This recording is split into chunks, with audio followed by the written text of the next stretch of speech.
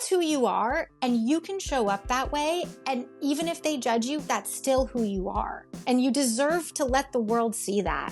And this is why clothing is not superficial. We're afraid to show the world who we are. And it's because we're scared of judgment. So it's up to us to like break those shackles and just do it.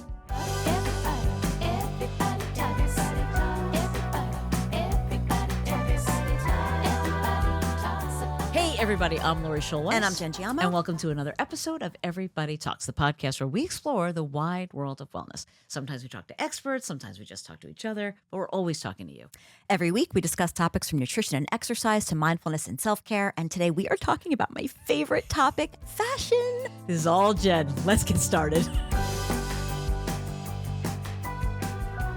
Our guest today is a renowned fashion expert, luxury stylist, and author with more than 2 decades of experience working with high-profile clients and fashion houses. In her new book, You Can't Leave the House Naked, Uncover Your Power by Living and Dressing on Purpose, she encourages readers to use personal style as a tool for empowerment and personal growth. The book focuses on dressing with intention to reflect your true self, blending fashion tips with self-help guidance to inspire confidence and success. Please welcome Lindsey Bernay.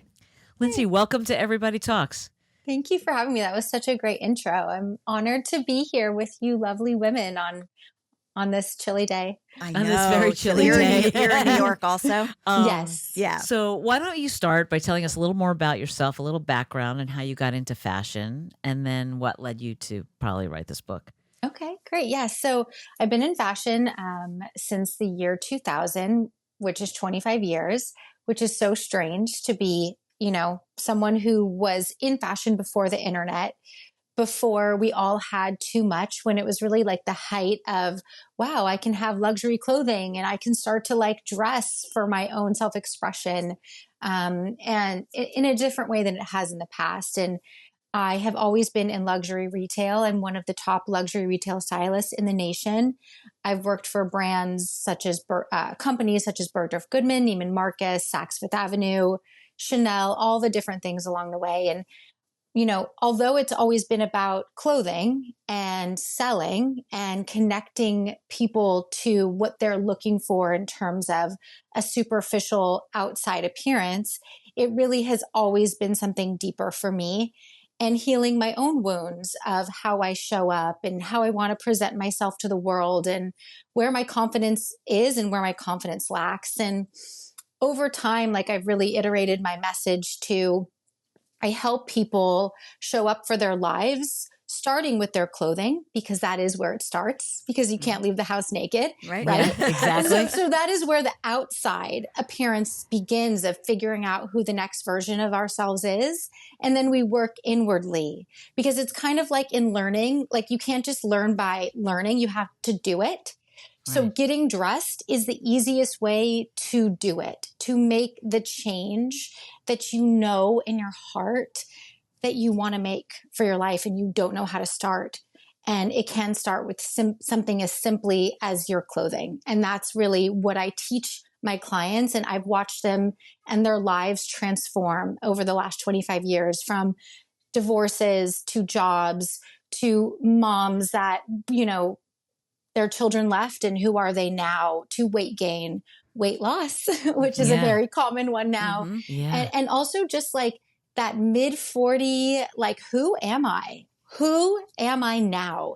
Yep. I would say that's kind of my wheelhouse. Even long before I was in my mid 40s, that's been my wheelhouse, amazingly enough. So, and writing the book was actually, I would say, my own sort of midlife crisis, and figuring out who I am and what am I doing with my life. And I went through a really hard time at work, and I feel like I lost my voice and I lost who I was and my identity. So I didn't know it, but I used that book to help me find myself again, which is my intention for anyone that reads it.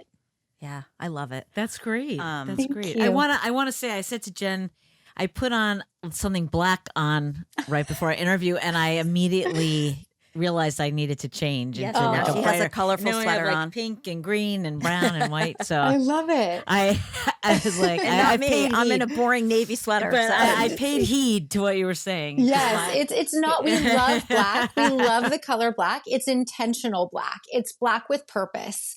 So just making sure when you pull that black sweater, are you pulling it because you don't have anything else to wear and you don't care? No one cares how you look or how you show up. Or are you pulling it because it makes you feel like a superstar? Yeah, That's totally. the idea. Yeah, I want to get into Yes, we'll all get of into that for sure. I love the book, but I just want to say that you have my dream job. You have, like, I have loved fashion since I was a kid. I always feel like I missed my calling. I love it. And I'm just curious, with all of your experience with all these top fashion houses, how has that like shaped your views on personal style? And you talk about empowerment in the book. Tell us a little bit about that. I love luxury fashion because when you think of luxury or anything that's on the highest end, you would imagine that it has the most art, fashion, energy behind it, which fashion really is art. Like when I think about who designed this and who created this, like what kind of beautiful artist that person was. But I do think that luxury fashion isn't the only thing that we can invite into our lives to have beautiful clothing. I think that the high-low energy and understanding what you like and buying that anywhere from H&M to Aritzia, of course, Zara, and then mixing it with investment pieces. I mean, although everything we buy is an investment in ourselves, nothing really holds value in terms of monetary in your closet. Where it holds value is in your heart. And that is how you kind of set your budget and intention for the year based on what works for you financially, where you want to put your money. Like say it's you want to buy a couple great t-shirts from Target and then buy a handbag that you want to have for 20 years. That's what luxury is in your heart. Although it is a huge business that I love being a part of. I like seeing the luxury in everything. Yeah. You're making me remember my very first job. I actually worked for Fern Malice, my very first job, and I'm very close with her. And she's like a doyenne of fashion now, obviously. But back in the day, we worked at this place called the International Design Center in New York, and it was a team of 4 people. And there was one woman there who really taught me that you shouldn't buy cheap shoes. You should always buy expensive shoes because they're going to last, because you're going to wear them till the end of time. And it was her that really, it wasn't actually Fern, it was this other woman, Liz Bruder, who taught me that you should invest in these, like what you said, like these investment pieces when I was in my 20s. And you're like I don't have the money to buy those investment pieces. But I did splurge on like a good pair of shoes. I know that I bought like, I think I have a lot of pairs of Chanel earrings from like back in the day. Oh my gosh. And so, which I don't ever wear now, but they make you happy. I'm sure they make you happy to look at them. Yes. Yes. But it was funny because I did learn that lesson very, very early on that you should invest a little bit in those pieces. Well, what's interesting is, so I started my career in shoes. So I'm a total shoe girl. And in my book, I also talk about the anchor piece. The anchor piece is the piece that you choose first. And I always choose shoes first. So one thing I don't usually buy are inexpensive shoes, but I will say I have noticed a shift in shoes in the under $200 range that are incredibly comparable to shoes in the $1,000 shoe range. Wow. Really? So wow. and again, because I feel like because I know luxury, I know where to spot it everywhere. Yeah. And there's certain things that you can look for, like lug soles will always guarantee you a longer lifespan. The certain types of leather, how it feels, is it soft and malleable or is it stiff? Things to notice when you're buying in the under $200 price range that will last you as long as a $1,000 shoe does. So you have to think of your price per wear. So it's like amortizing your shoes. So shoes and bags and jackets tend to be great for investments because the price per wear is high, right? Like I bought these sneakers that, let's say they're $600. I've worn them 30 times legitimately.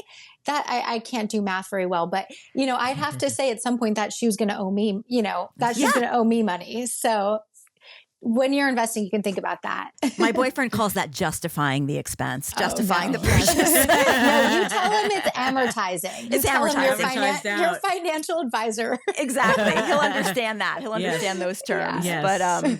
But I want to just go back for a second because in your book, you talk about, I love this story. You talk about when you first moved to New York City and your first day at work at Bergdorf's. Can you just share that story? Oh my God. That is so funny because the other day I was meditating and that story popped into my head. And that story almost didn't make it into the book. Wow. Oh, it's a great story. It's a great story. And I was thinking about that story and oh my God, you're actually going to make me cry. Aww. Because I was like, who was that girl who had the courage to move across the country and not know a single soul and show up to work at Bergdorf Goodman, the epitome of luxury retail, and become the number 2 salesperson within 3 years? Wow. Like, who was that? I It's want an to bring amazing her story. back with me right now into my life. She's there. She's you. Yeah. So it was a snowstorm. I didn't know I was pregnant. I've actually struggled with infertility my entire life and got off the plane not knowing I was pregnant, started my job and went to work the first day thinking like I owned the place and wore this taffeta skirt, black turtleneck, and felt like $1 million. And I kept that outfit because I want to, not that I'll wear it again. I honestly don't think I could. I was like on the divorce diet at the time. So, so I was really skinny and really thin. But that sticks in my head forever and ever. That outfit and who I was in that outfit, the courage and the confidence. Wow. Yeah. So thank you for that. I love it. I just love that story. I thought that was great. So you also talk about, this idea of personal empowerment in what you're wearing and how you dress. And, fashion obviously is sometimes seen as superficial. How do you connect those two things, like that personal growth or personal development piece to that, idea of superficiality? Yeah, that has been probably one of my biggest struggles and things I've doubted about myself. Like, why am I trying to make this more than it is? All I've been ever told is that fashion is superficial. And I think growing up in the early 2000s and in all the previous times, which I do also talk about in the book, that was how it was seen because we didn't embrace the entire woman or the entire man as they were. It was always about someone who looked perfect or their life seemed perfect. Whereas now I think we really see fashion as a way to express ourselves and who we are, regardless of what we've been told is perfect in the past. And then using what we know and love about ourselves and putting that on our body. So if you have blue eyes and you really want to, you've been told your whole life, your eyes are beautiful, embracing that, wearing something that brings out those eyes. And that is how fashion becomes more than just the clothes on your body. It becomes a part of the confidence within us to show up for our lives. Mm-hmm. Yeah, I love that. Yeah. Talk to us about, you've styled a lot of high profile clients. What are some of the things, like, I guess maybe some lessons that you learned from that you can translate into like your everyday client? Yeah. So the clients that actually put into action what they buy and what they wear rather than holding it in their closet for the perfect day or the perfect moment, which I think we can, most of us can relate to having done, is you buy something and you're like, oh, I'm not going to wear that yet. It has to be the perfect day. Like, really making today the perfect day is such an example for so many things in our lives that we put off and put off and put off. But the clients that are the most successful, I think across the board, are the ones who implement those pieces of themselves right away. So if they buy a new shirt, they wear it to the meeting the next day because they find value and worth within not only the purchase, but how they show up. And I do think that fashion is, and dressing is about our self-worth, and not in a way that, like, listen, if you wear yoga pants every day because you don't want to get dressed, there might be more to the story. Why don't you want to get dressed? Do you think no one cares what you look like? Are you worried that nothing in your closet fits you? Are you too afraid to be seen? Do you like being a wallflower? Really identifying why we hold ourselves back within fashion and then other places. Like I said, clothing is the place to start because it's an easy way to like really identify the question and the problem, but it's going inward.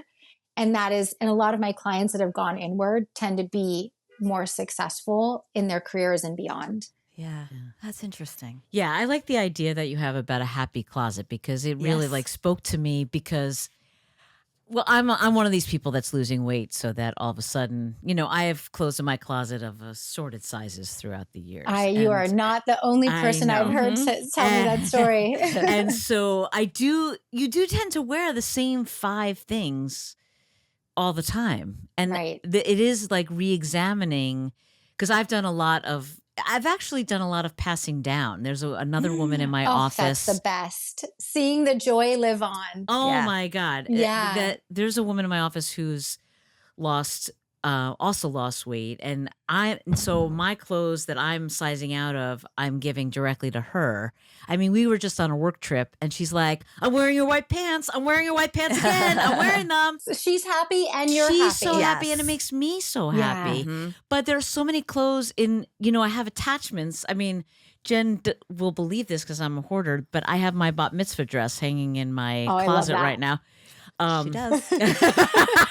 I mean, when but are you going to wear that again, do you think? but it holds something. It's a holds value. Yeah, that's okay, It holds but- a memory. But there are so many clothes in my closet that I take out and I'm like, ugh, I don't want to get rid of this, but I do. Like, I don't have a happy closet because I still wear the same 5 things. And you've made me really think like I really just have to toss it all and almost start from scratch if I could. Well, you don't have to toss it all. So Yeah. first of all, congratulations. As long thanks. as you're healthy and happy and losing weight because you Right. want to, whenever anyone says you've lost weight or congratulations, I know, like so you want to it's- make yeah. sure it comes from a place of, Sure. So, and thank you for bringing up the happy closet. I actually just filed for my trademark Oh, and great. sort of bringing that into the next step of the business and creating happy closets for clients. wow.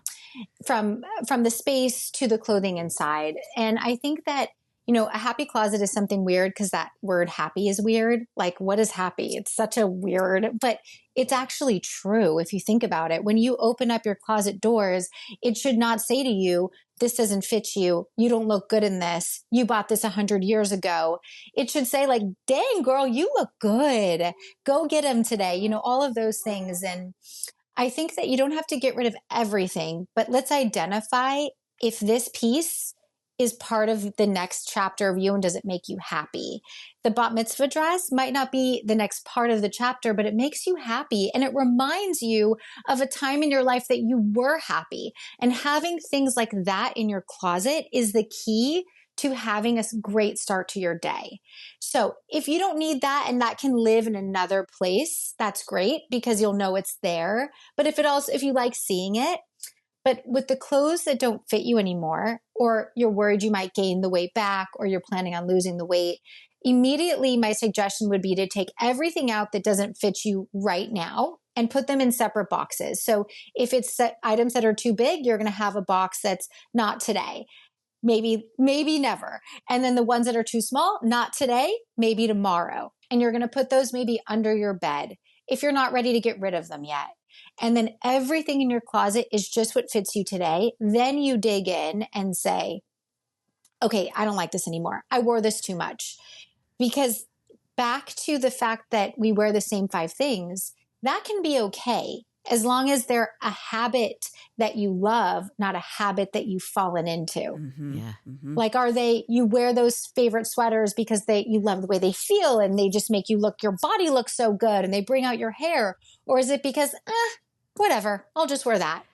Doesn't matter. I definitely Yeah. go through. I remember a couple years ago, I was so annoyed that I wore the same things all the time to work that I wouldn't let myself repeat an outfit, like a sweater. You're like I playing wear a game. You're like playing a I'm game. very I love that. I'm very work is very casual for me. So I wear jeans literally every day and sneakers literally every day. And I'm on my feet a lot, so I get away with that. But the tops, I was like, I am not repeating this. I am going through like every and I think I made it 3 or 4 weeks before. Then I was like tired of doing it and I wanted to go back to the ones that I really liked. So Yeah, I don't but know that's how okay. You successful it was. challenged yourself. And that's all you can really ask. Yeah. And like Yeah. back to like the jeans, are these jeans that like really make your butt look good? Yeah. Or are they jeans that, are a little oversized and probably could be replaced? Yeah. And same with the sneakers. I mean, there was no cute sneakers when I was in my 20s. Now all these 20-year-olds, I'm like, you have no idea how lucky you are. I know. And there's so many cute sneaker options. So even if you live a really casual life, there are ways to love what you're putting on your body, wear it on repeat, or challenge yourself like you did, which is great to try something different. Yeah. Conversely, I am very happy when I open my closet. Well, I'll say this. Should we reveal how many dresses are in the closet? No. This is not a therapy session. No, but so here's my thing. So I love clothes, and I mentioned before, I always have. And that story you just told reminded me of when I was in high school. I had my best friend and we would share clothes a lot, and we would go over each other's houses and we would swap, but we would lay out our clothes for school, and see how many weeks we could go without repeating, an outfit. I love that. So I've always, and we were able to do it because we shared clothes and whatever. But my point is, so I love clothes. I'm happy with the clothes that I have. I enjoy getting dressed. I love getting dressed. The ironic thing is that I'm a personal trainer, and so I'm in yoga pants a lot of the time. So I get very excited when I can like wear something different. But you talk about this 10-day transformative process. Can you talk to us a little bit about that for maybe people that don't have a happy closet or that want to have a happy closet? Yeah. So I love the idea of mixing and matching with your friends. That's very cute. I mean, I don't do it as an adult. You could. Like we and Jackie could have could like do that. we probably still could do that. Yeah. That definitely exists. I mean, that's like what all of these great like Rent the Runway is essentially based on, right? That's what it is, right? So the 10-day challenge, I wrote this book and I wanted it to be, because people are so adverse to fashion, and instantly you mention clothes or fashion or getting dressed, people are like, doesn't matter. Not important to me. It really is an immediate turnoff for a lot of people who don't think how it could affect them or how it is affecting them. So my hope was that I wouldn't write a book that was just like, you need to do this and this is what you should wear and this is what your style is, because I really don't believe in any of that. I believe that your style is what makes you you, and that can be whatever that is. It can be high end, it can be low end, it can be dressy, casual. I don't care what you wear. I care that you care what you wear. And so that's the foundation of the book. So it doesn't have a lot of styling tips. It's more like little things like you did, Lori, like little games that you can play with yourself that show you another way to think about fashion, how you show up, and how it affects your life. So each day is a step towards that feeling like, oh, okay, I never thought about it that way before. Okay, I'm putting that into action. That feels good, or that feels weird, or I'm open to trying that. So each day is a little interactive game that you play with yourself. So the book goes by very fast. You can read the book all the way through or stop and do the challenges each day. I've done a couple book clubs where they did that. They each read the book together and did each challenge. So it's really about, again, seeing yourself in a different way that you never have before, and using fashion as that self-improvement growth rather than all the other ways that we're taught, whether it's like working out or changing our finances, cleaning out our spaces. Like we're cleaning out our spaces, we're getting in shape, we're doing all these other things, and then we show up like half dressed, like we don't care. Like, something is like we eat organic, we shop at Whole Foods, we work out 5 days a week, and then we say it doesn't matter how I look.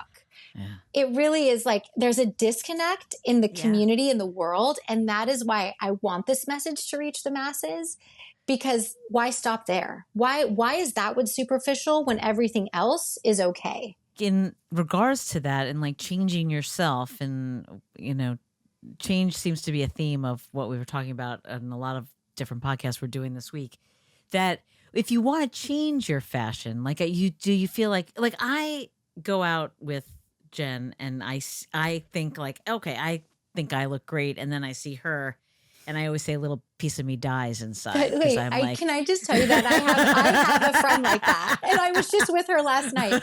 Every single day when we used to work together, yeah, I would think, "Oh, I look cute today," and then she'd walk in, and I'd say, "God damn yeah, it!" yeah. Like I last feel like night. that. I felt like that today when she walked in. I was like, okay, I think I look okay for this interview on fashion. And then she walked in, and I'm like, yeah, the scarf is right. Everything's all working. Like, I mean, you know, I had to stop saying it to her because I know it irritates her. But I definitely think that inside. But when we're apart, I think it's very hard to change your style. Like, I think whatever your style is, Is it's yours. yours. It's yours. Exactly. So last night, just it's so funny that you're saying that. I randomly see this friend who I haven't seen in 6 years, and I think I look so cute. And then she walks in and she's just nailed it, right? But you know what I had to say to myself is I did the best that I could today, and I actually like my outfit, and I chose this because it works for me. And that's what you say to yourself. And if you can answer those questions confidently, like, no, I like this sweater. I chose this sweater because I like the way it makes my body look or my, whatever. I like the way I feel in it. Then you've won. There's no competition, but you've won. So that's my hope, is that everyone can just answer that question internally, because there's always going to be someone like better dressed than us and cooler or chicer. That's always inevitable. That's I what have makes that us challenge too. ourselves. Like I'll You go. do not. Yes, I do. Oh. I will go out and Yes. I will always want to be wearing what someone else is wearing, or Totally. not what I have on. And that is just inspiration. So I want you to Yes. look at that as Yeah. inspiration, not less than, not that you're looking at it as jealousy, but don't look at it as jealousy or she's better than me because she thought of it. It's inspiration. Mhm. And so on day 2 of the book, I ask you to look at Instagram, social media as inspiration rather than as a form of, everybody's just got it together and I don't. Yeah.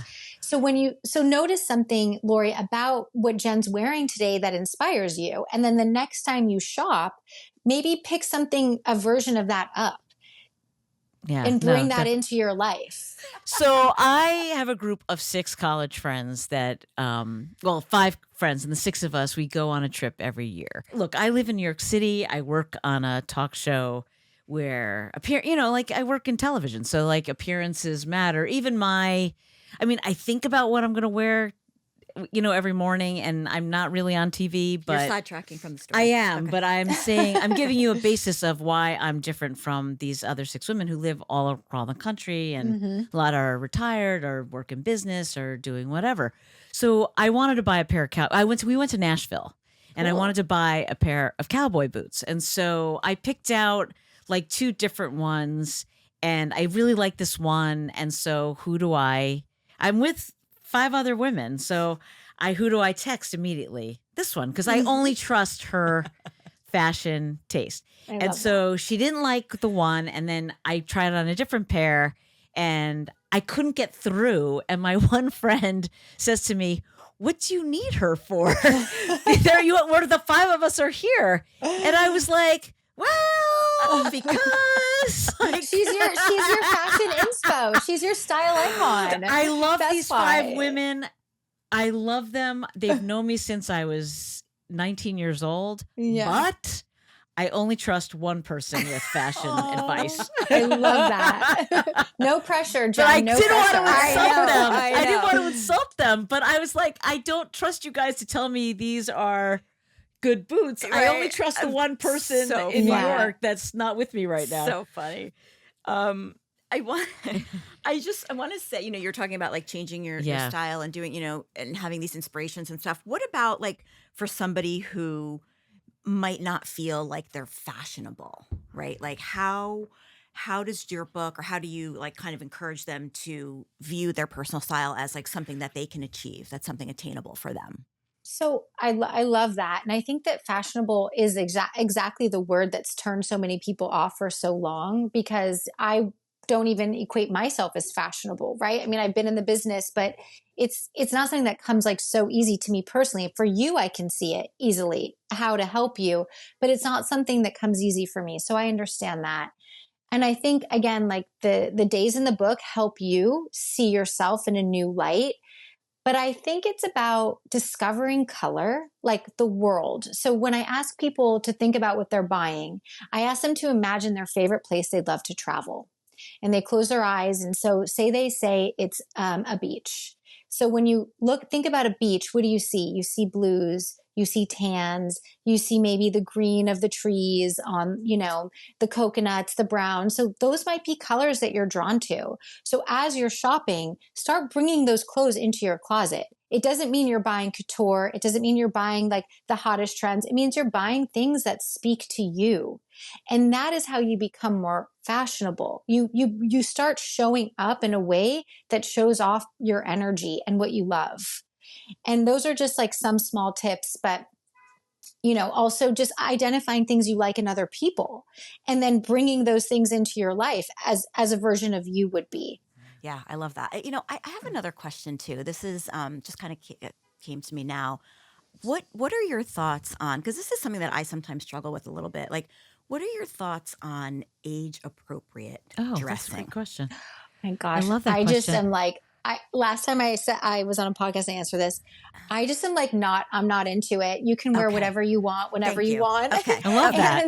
Good. And I have like, I think you can wear the shortest skirt ever if that's like your vibe, and you should totally do that. And crop tops, and especially now, it's like 40 is the new 30, 50 is the new 30, 60 is the new 30. Like It doesn't matter.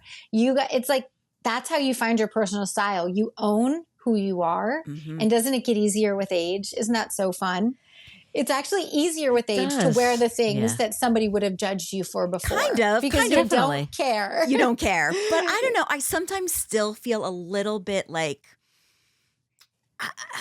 But it doesn't mean it's for you. It doesn't mean you should be wearing mini dresses. Yeah, it just means that if you want to, you could. I totally agree with what you're saying 100%. Mm-hmm. I love that you said that. And I feel the same way. But and I will wear whatever, Lori could attest to this. I will wear well, whatever. And she looks good, and she has, I think we've established she has the eye and the body. I just for like it. I just always have enjoyed it. But sometimes I feel like people are judging me. No. Like and you know why they're judging you? Because they have their own issues and their own judgments. Yeah. And that's like, then they do. And they're going to go home and they're going to think about it. But they also might wake up the next day and say, Jen was wearing that and she didn't care. So maybe I shouldn't care. Mm-hmm, mm-hmm. Like, you never know the effect you have on people. And we also don't know why we have that effect. Like all of us have so much going on. Yeah. So that's why when being fashionable comes from an internal confidence. Mm-hmm. So that's why people can wear things that seem inappropriate. And sometimes it is, but if like, that's what makes her happy, we can't really, it's not really our place to tell her not to. Sure. Wear that or him, I agree.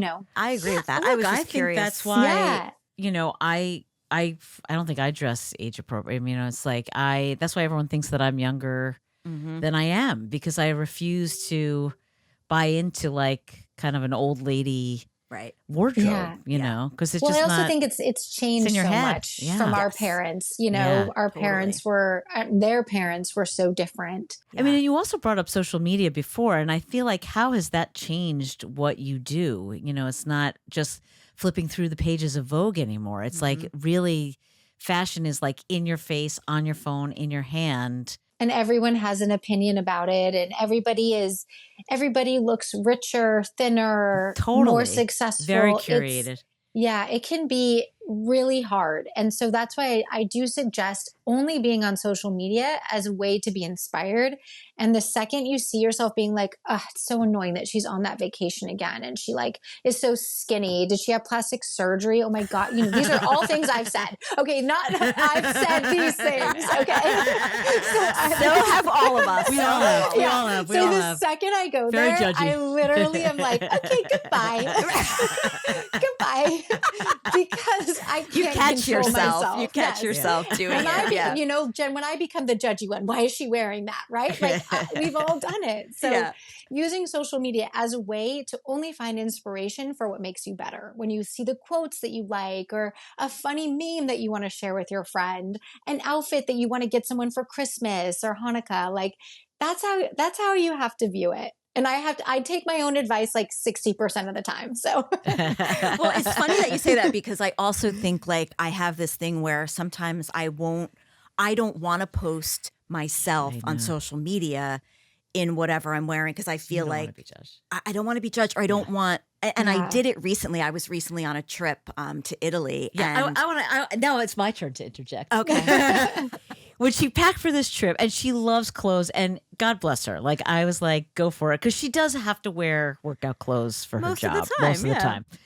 But it was a long trip, and she brought 2 outfits at least, for probably more, I have a feeling, for per day, and she like worked through them. But wore them all. She wore them all, and she looks beautiful, and I mean, beautiful dresses and shoes. She really looks amazing. But that was like my time to do it, because of course I'm away. Right. And, but then what happens is she posts these pictures, and now you can continue your story. So I was aware of it. Yes. And I'm like, I'm going to either be judged, or I'm going to get made fun of, or I'm going to, whatever.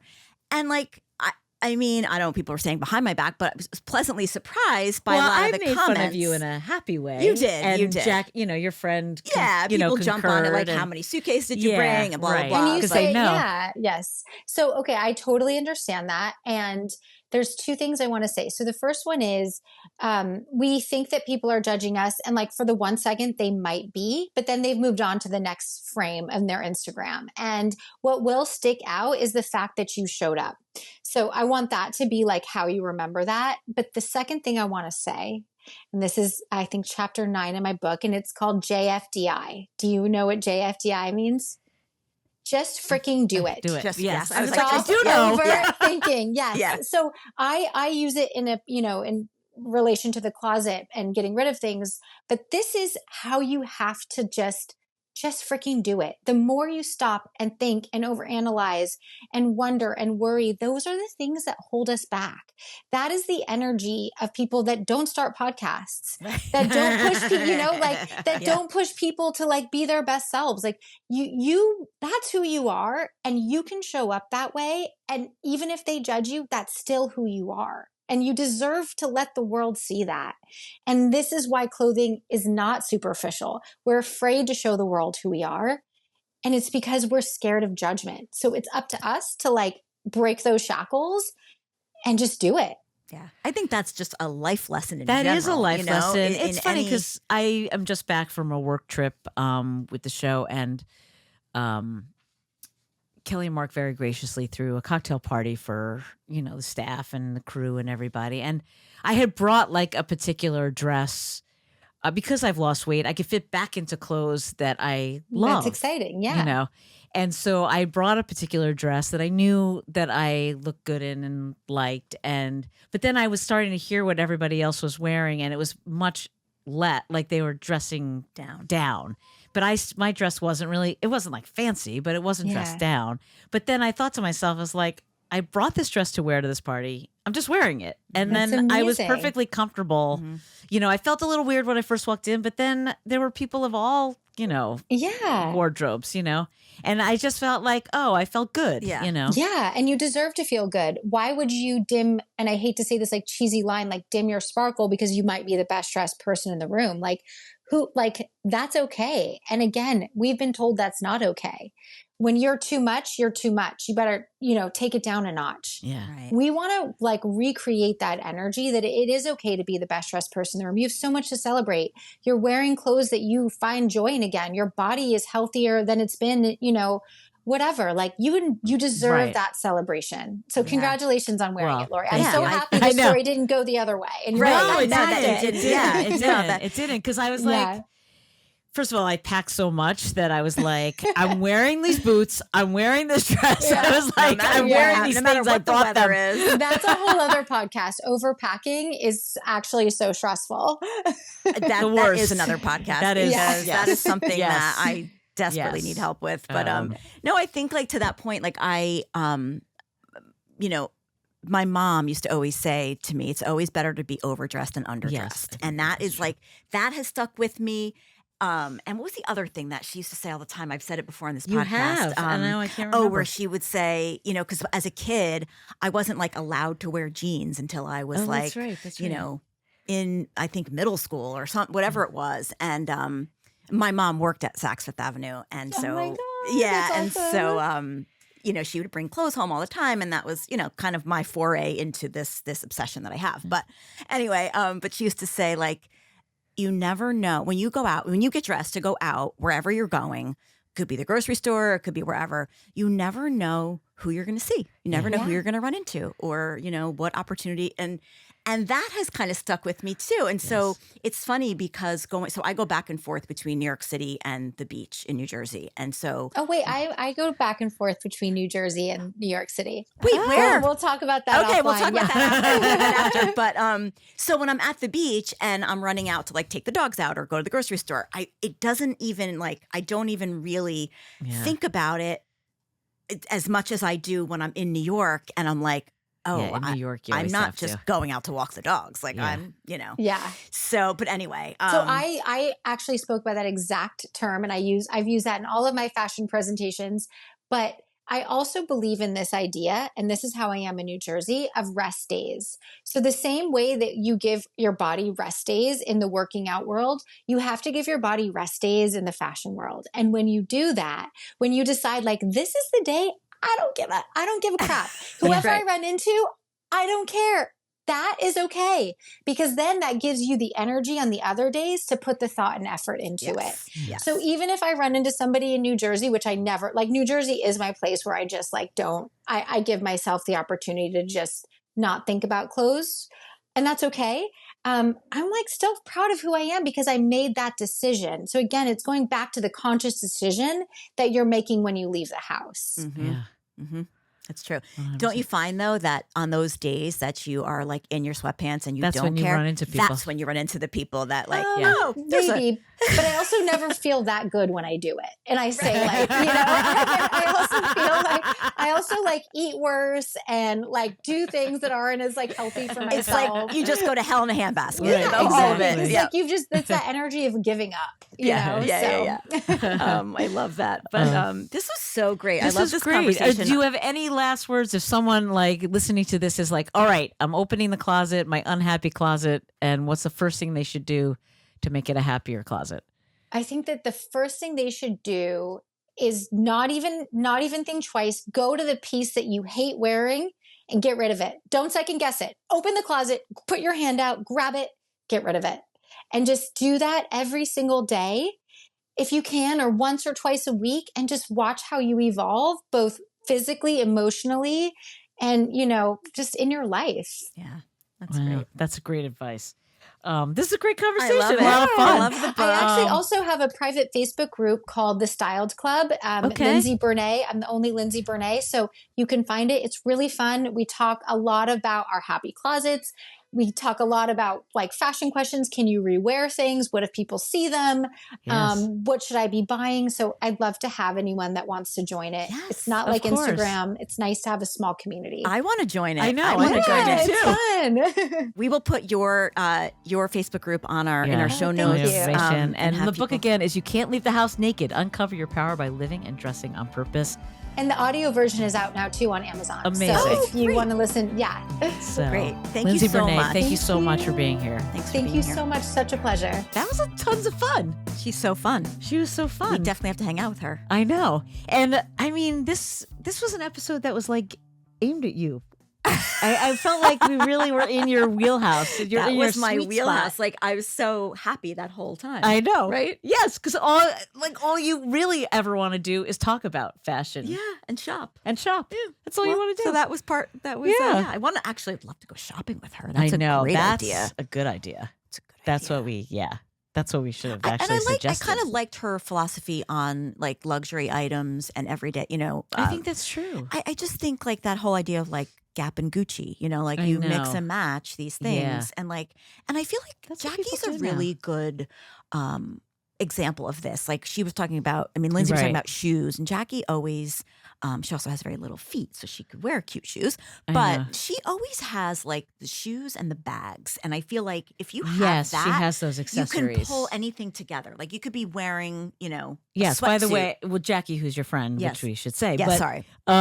Yes, when I saw her in Palm Springs and she showed up in that, I'm So like, cute. oh my God, of course you're in the cutest outfit. So and cute. I'm in shorts and like essentially work. It's hot. I'm sitting Right, outside. yeah. And she's like, no, you look cute too. And I'm like, not really. Thanks for saying that. Yeah. But you're right. It's all about like those kinds of accessories. Those which, like those either statement pieces Yeah. or just like solid, I know. like I luxury do pieces. have that memory of Liz, my first job, saying like, kind of schooling me investment pieces and investment pieces and especially shoes. Like, don't buy a cheap pair of shoes, shoes yeah. because they're going to fall apart and you're apart. going to spend the same amount of money to replace you might them. as well. and, right. Back in those days, I wore nice shoes. Right. Like, But it's funny because because like back then, like I remember, and I didn't say this to Lindsay, but like I remember being young, in my 20s, and you think you can afford it, right? I couldn't. You couldn't Yeah. afford. I couldn't afford it. Yeah. But back then, ironically enough, I had a huge walk-in closet when I lived in California, Well, and that's it was irony. such a waste. It was such a waste because I didn't You have any need that clothes. now. I need that now. Like I don't want her to see my closet now. It's like it like has nice jammed clothes in it, but it's in, like everything this tiny little thing. She's gonna be like, wait, how do you even function in that closet? But yeah, so like it was like I couldn't afford it, but I had all the space. Right.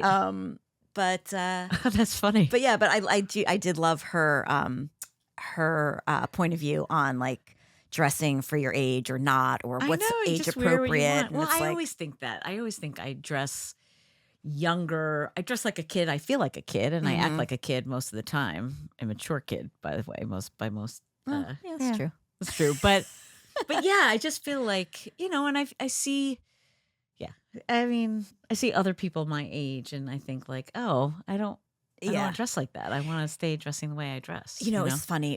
I was away with my girlfriends a couple months ago, whenever it Yeah. was, and we were shopping. The four of us were shopping, and we're in this store, and it was whatever. It was like happened to be a hot day, so we were like looking for like bathing suits and things like that because we Right. weren't expecting it to be hot. Anyway, that's irrelevant to the story. But so we see these two women come in, and they're wearing those, like those birthday crowns. Oh yeah, And the birthday crowns say 50 on them.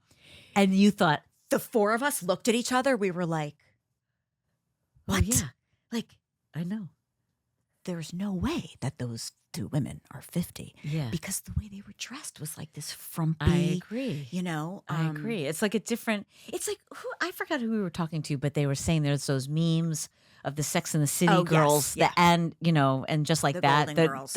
and the Golden Girls now, and it's the same age group, but look how much older they looked than the women who, I mean, like I'm in the same age bracket as the Sex and the City women are now, and I love the way. I mean, I wish I could dress like that, Right. But there's that nobody closet better. in Oh, that my Carrie dream. Bradshaw closet, my where dream. she has everything like categorized through the years. That closet that is insane. That's my dream. That's an insane scene. First from of that all, show. Sarah Jessica Parker just generally is Yeah, like she just dresses- such an icon. Like Yeah, I there's a love her few- style.